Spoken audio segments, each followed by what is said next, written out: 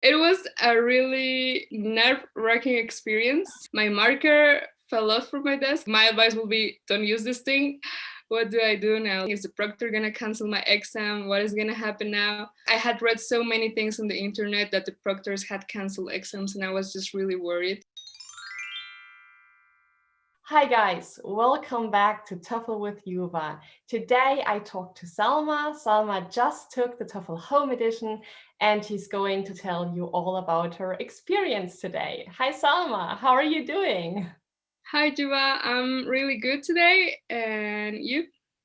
I'm fine, thank you. Salma, thank you so much for being here today. I think it's really great that people can have an insight what taking the TOEFL at home is like, what your preparation was like. So that's really cool. Thank you. Salma, tell us a bit about yourself. What are you doing? Where are you from? Okay, so I'm from Mexico, and I'm currently finishing my bachelor degree in chemical engineering. And actually, I am right now in the process of applying to a few masters. So that was mainly the reason why I am here right now. Okay, perfect. Salma, when did you take the TOEFL? I took the TOEFL on February 7th. It was a few weeks ago, and yeah, it was a whole experience. Okay, amazing. So tell us, why did you take the TOEFL? What do you need it for? So, as I say, I am currently looking for some masters. I am applying to some of them already, and for basically every masters that I encountered, you had to prove your proficiency in English, and one of the options were the TOEFL IBT, and I decided I wanted to take that test because of how easy it was to access it now from home, Mhm. because I didn't want to risk myself or going to a test center. So yeah, this is the reason why I decided to take the TOEFL Home Edition. Okay, so the home edition was pretty convenient for you because you could stay at home safely and yeah, could take it from there in your own surroundings, right? Yeah, it was for me. It was the best option, as I know it's the only test that is available this way. Mhm. And yeah, for me it was really convenient, as you know, right now the situation here in the whole world, it's really complicated, so Yeah. there were not really test centers available, and I also didn't want to go to one. So yeah, it was really convenient, and really it was a nice experience in the end. Okay. Yeah, I think that's what a lot of people are interested in, Salma. What was your TOEFL home experience like? Okay, so it was a really nerve-wracking experience in the beginning, and actually I booked my appointment just a week in advance, or a week earlier, and I was really nervous because of it, because I didn't have what I considered enough time to prepare. Mhm. And I started preparing for the test for about 4 or 5 days before the actual test. Wow. So it was really frustrating at some points, but that was when I stumbled upon your YouTube channel, and that really was a big relief for me, because I was able to study the most essential stuff for the exam. Okay. And I also took some mock tests on a software, on a platform online. And then the day of the test, it was everything was pretty okay. I made sure the day before, and few days before actually, to meet all the requirements for my laptop, for my internet connection. Mhm. And I was actually trying to remain really calm the day of the test, so that was not affecting me because, sometimes being nervous is the thing that affects the most your grades on an exam. It's not really your knowledge, but how you're taking it. Yeah. So yeah, the day of the test, I was trying to be pretty confident with myself. Of course, it was really hard, but everything went out smoothly, I can say, with the software from ETS and from with the ProctorU person. I was actually not able to see the person. I was only able to chat with with her. I believe it was her, and yeah, actually, I started my test without any problem. The only thing that drove me crazy for weeks, I guess, it was that right before the start of the listening section, um, my marker fell off from my desk. Like I threw it away on accident. Like it was a Oh, really big mistake. okay. I was trying to erase some notes and it flew away from my desk, and I was just like, what do I do now? Like, is the proctor gonna say anything? Is the proctor gonna cancel my exam? What is gonna happen now? So because I really needed my marker, I really needed to pick up my marker, Yeah. and And you were afraid that you were not visible in the camera anymore, right? yeah, that Because if was you went exactly down, you're yeah, gone, basically. it was exactly my biggest fear. I was like, if the proctor, because I had read so many things on the internet that the proctors had canceled exams, and I was just really worried, and I was so worried about it. So I was thinking like, oh, what should I do now? So I just tried to slide a little bit from the from the camera, but trying to keep my face visible at all times. And I just tried to do it fast, like try to reach it with my foot. In the end, I did it. I just showed, even if I didn't know if the proctor could hear me. I showed my marker to the camera and I said my marker fell off, and I just continued writing because the test never stopped. Like it was just like everything happened in just a few seconds. So Yeah. yeah, that was the worst part of the test, and Okay. it haunted me for for the following days. I was just thinking like, Yeah, they're I gonna can cancel totally it. understand because you didn't know what are they gonna do, right? You didn't know, will your test be canceled? Will you get your scores? Will they think, I don't know, what is she doing under her desk? Something like that. Yeah, that was my greatest fear, and even in the following days, I was just like googling everything, like, can they cancel my test if I'm not visible, or like situations where the TOEFL test has been canceled, and I would read a few bad experiences, and I was like, I'm just hoping that doesn't happen to me, because some people were in on the internet writing comments really angry about their tests being canceled for no apparent reason. um, After this, I believe that there might have been another problem not related really to the proctor or to the test, but like maybe with their software or something like that, because I actually thought they were very understanding with this situation. They didn't say anything at all. The test just continued pretty good, and actually those few seconds that I got distracted and nervous were not really affecting me, because in the listening section I got actually a really good result. So yeah, for me it was okay. I finished the test. I even had the opportunity, like they gave me the chance to go to use the toilet in my break, my 10-minute break. When I came back to take my test, I just had to secure the room again, like show it 360-degree view, and everything was fine. Everything was pretty good. The time, I didn't feel it was too long. I felt it was pretty fair. And yeah, of course, after the test, I was really nervous and tired, but I felt good. I actually tried to feel confident. And yeah, I finished the test and I had to wait. I guess it was the 10-day limit Okay. that I had to wait for getting my results. And yeah, these 10 days were horrible for me. I was just thinking about this marker situation. I was just thinking about, are they gonna cancel it or no? Did the speaking part was recorded okay? And because this is something probably you should not do if you're going to take the test. Don't look for bad reviews about the test because they will all they will only make you be concerned for no reason.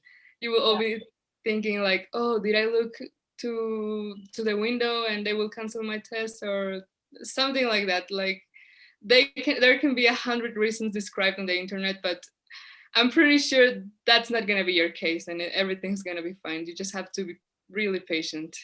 Yeah, I totally agree with you. I mean, I also took the TOEFL Home Edition and I read so many bad reviews on the internet.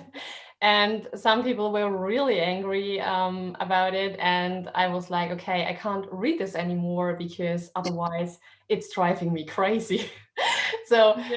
I totally agree that, yeah, of course, you should inform yourself. You should definitely follow the rules. You should know everything. You should know what mistakes you can make, but you shouldn't, yeah, read too much on the internet about what can go terribly wrong in the TOEFL Home Edition.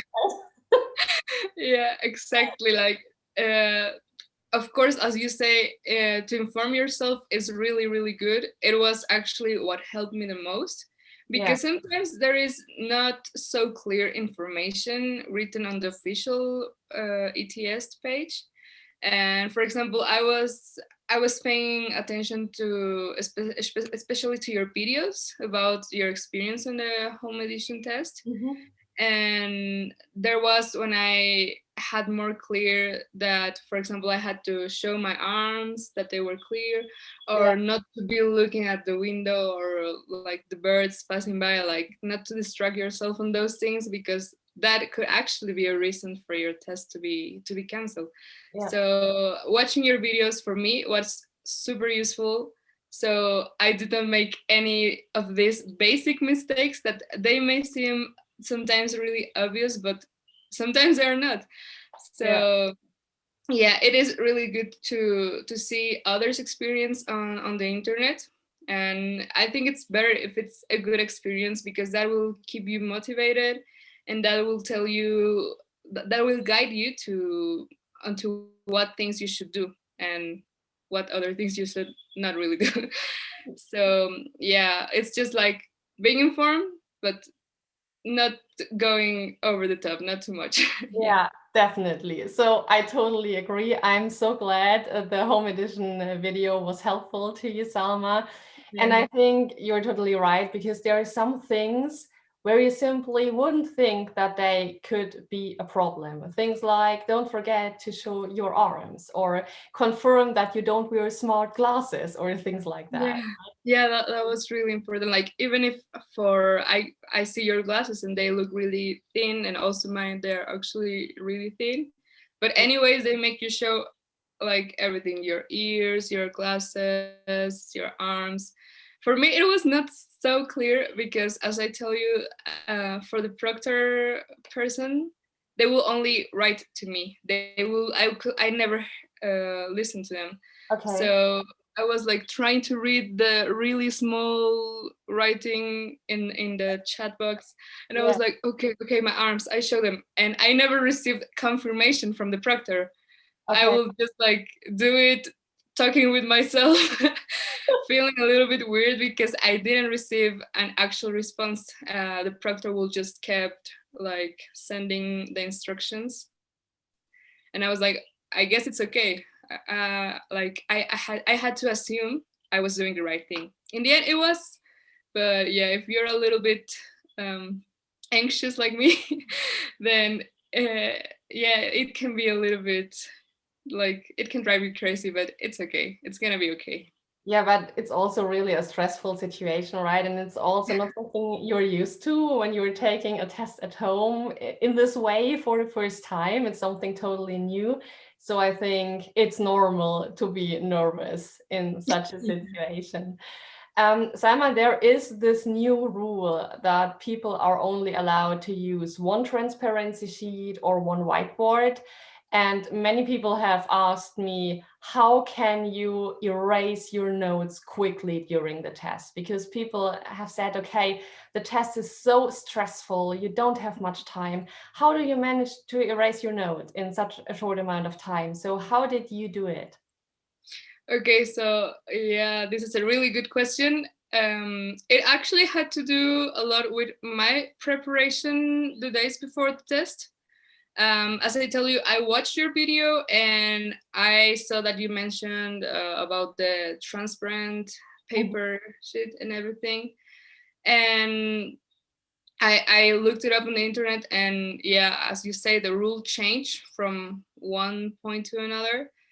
And I was like, okay, I need to prepare myself not only for the test but also for how to erase so fast.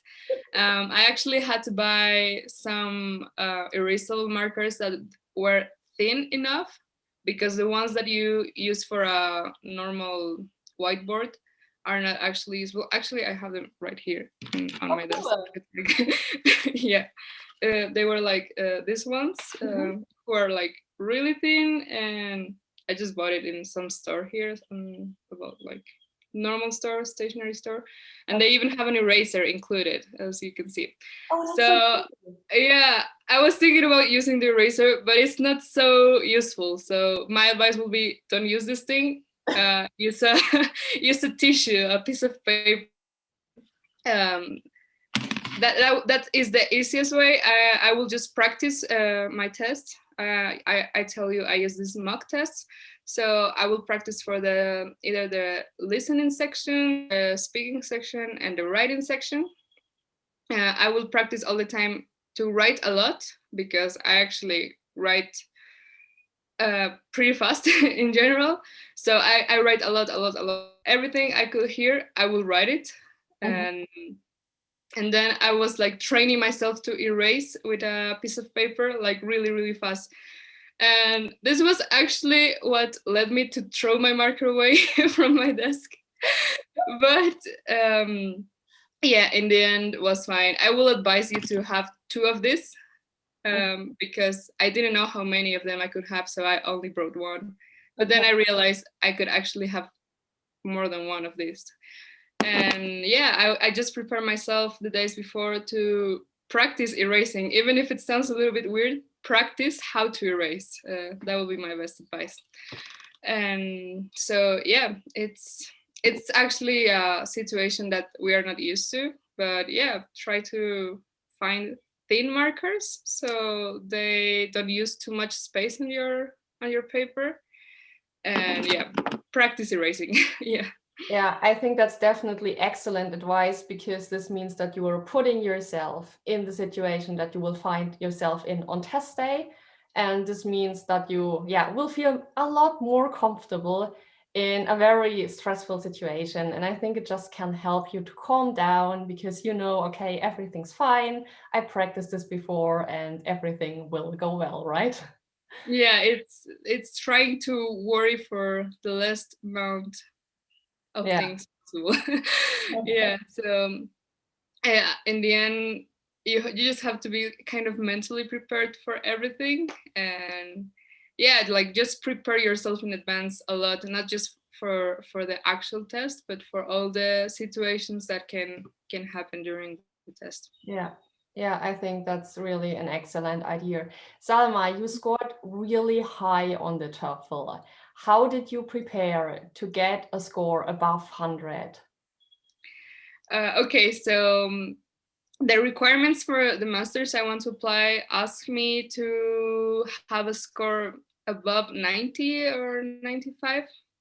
They can vary a lot, but yeah, my goal was to score above 90. And I tried to find resources for studying for by myself, but it was not so easy. So what I actually did was joining a Facebook group that it was about TOEFL preparation.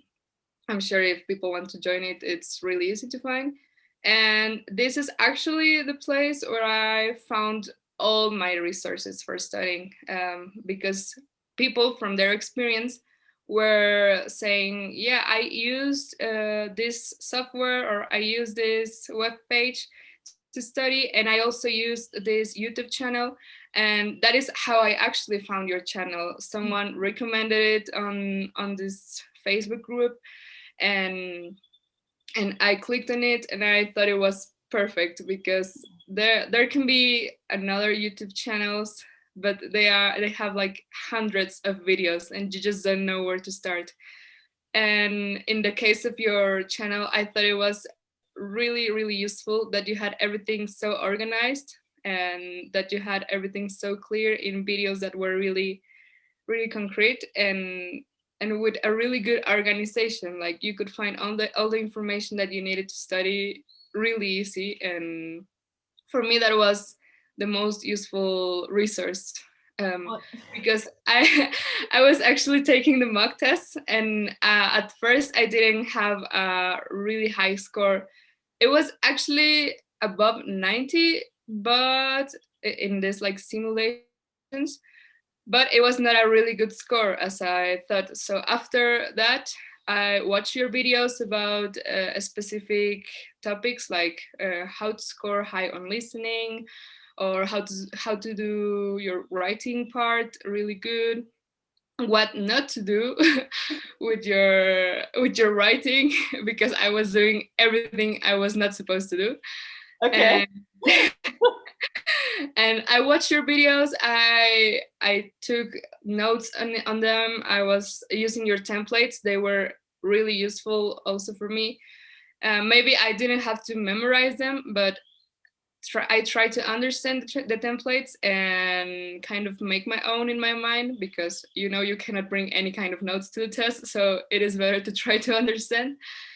And yeah, for me it was a really useful resource to combine these two things, doing the simulations to understand how the real test will be, and to prepare for being sitting 4 straight hours or even more. And yeah, trying to improve my simulation scores with your videos, it was the most helpful thing for me. I didn't have to go to any other YouTube channel, actually. Everything I needed was in your channel, perfect for me. And yeah, after doing a few simulations, as I tell you, I didn't have a lot of time to prepare. And yeah, the day of the test came, and I just tried to be really confident on myself. And of course, that was not easy, and that maybe didn't happen as I wanted. But yeah, everything went out good. For example, my speaking score was not as good as I would have liked, maybe. But for me, it's okay. I mean, I have no problem, and I think it's not a bad score. And maybe if I had watched your videos about speaking, if I had put a little bit more time into watching more videos and practicing a little bit more, I will have um, got a higher score. But in the end, everything was really good for me. My score was what I wanted and even more. So yeah, for me, your channel was the most useful resource. Wow, Selma, thank you so much. I'm really glad the channel was helpful to you. And the thing is, for example, you are really advanced in English and you took the mock test and you said, okay, I was above 90, I was above 95, but in the end, you were able to score well over 100. And this is because you knew how the test format worked, right? Yeah, I believe, of course, you need to have a certain proficiency level in English to take the test. And of course, it also depends on what you want to achieve, like what is your score goal.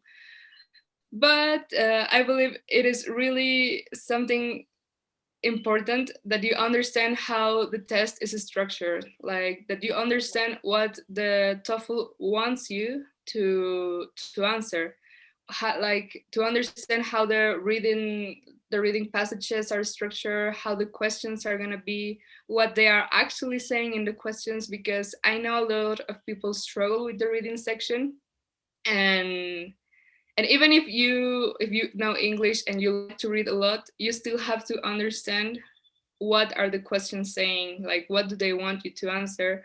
Of course, in the listening section, you just have to be like also knowing what to expect on the audios, like knowing on what parts you should put more attention.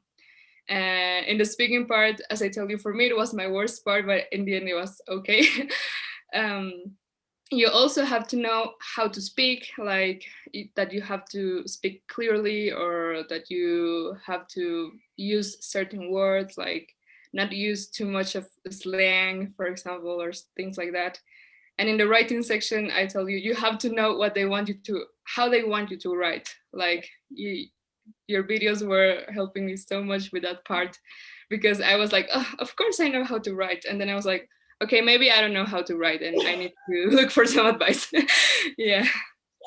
So you have to know the structure to understand the test, and then you can achieve a really high score with that.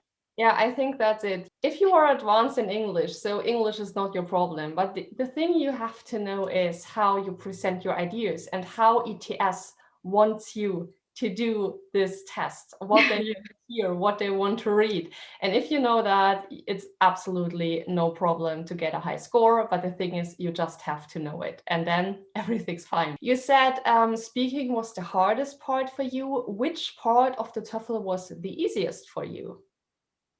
Okay, so I didn't realize actually that the listening section was the easiest part for me until I got my results. Because as I tell you, I think the key for listening is to write as much as you can, like take notes as much as you can, and try to practice speed writing, like just taking notes like really, really, really fast. And for me, I have been doing that my whole university career. Like I'm just taking notes all the time really fast, and even my classmates were always asking me like, what did you write, because you're the only one who catch things written. So yeah, for me the listening part was really easy, or kind of easy. Because I was able to write everything that was important, and I was able to identify what they wanted me to know. And if you take the notes correctly, you will easily answer the questions, because I thought they were actually questions not so hard or not so like tricky. You just had to pay good attention to the listening part and to the audios. And if you took good notes, it was really easy to answer the questions actually. Okay. Yeah, I think in especially in listening, it's really important to write down the most important things, especially the details, because some things you can remember, but not everything. And I think there are a lot of things that are important sometimes and that will be asked in the questions, but you have to write that down because it's simply too much to keep everything in your head. Yeah, to have everything on your mind is really hard. Yeah. But yeah, like I tell you, if you write everything, maybe you won't have to read it all over again, but your brain kind of processes that information better when you write it down. So yeah, you will have it easier when answering. Definitely. Salma, how did you feel immediately after you had taken the TOEFL? So I felt great relief. I was like, I can finally breathe. But yeah, a few hours after, I was just like, okay, are they gonna cancel my test or no? that was the thought that was haunting me for days. Like literally, I could not sleep just thinking, are they gonna cancel it or not? Yeah, I totally understand. But I felt really good. I felt a good relief. If it hadn't been for the marker thing, I would have felt even better. But yeah. Yeah, I can totally understand. That must have been 10 days full of nervosity. Definitely. Right. So you said at the moment you're applying to universities, right? So what are your future plans? When are you going to leave? Which universities do you want to go to? Yeah, so I wanted to go to Germany because I studied a semester abroad in there in a city called Bielefeld. So I was really attracted to the German system education or educational system. And yeah, I really liked how universities are. I like that the German universities are actually free for everyone. That's really interesting for me. That's something I will never imagine.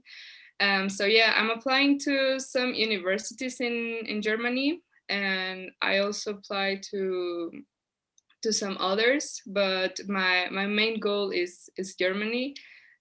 Especially the first university I have already applied is the Technical University of Hamburg, Mhm. and I'm still on the admission process. But at least for the TOEFL requirements, I think I'm pretty good. And yeah, so my plan is to take a master's in either in chemical engineering or environmental engineering because these are the topics I'm really attracted to. I mean, if I have a master's in chemical engineering, I can go to any kind of track I want. But I'm also really attracted to environmental sciences. So yeah, that's actually what I'm applying to a master in environmental engineering. So that's my goal, and I actually like to study a lot. And so I would like to, if it's possible, I would like to do a PhD afterwards because I mean that's kind of the track I want to follow. I really like research and studying. Yeah. Okay, that sounds really amazing, Salma. Salma, thank you so much for this interview. I wish you all the best for the future, and I hope that you get into your dream university and that you have a wonderful time in Germany.